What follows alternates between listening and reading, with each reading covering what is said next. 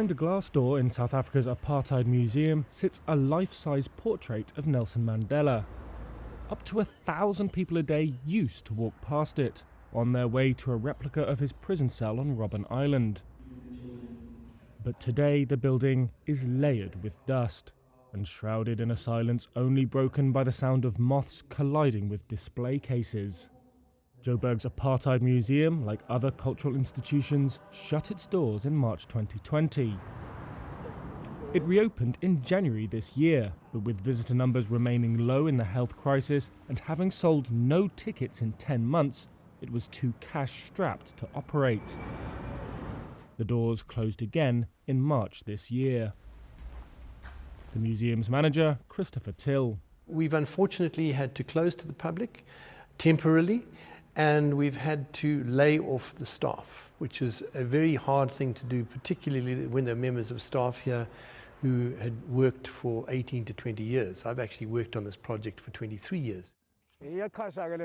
Other tourist attractions are suffering a similar fate.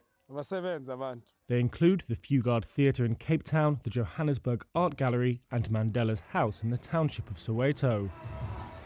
That's making life harder for guides like Bongani and Glovu. This place was a hive of activity.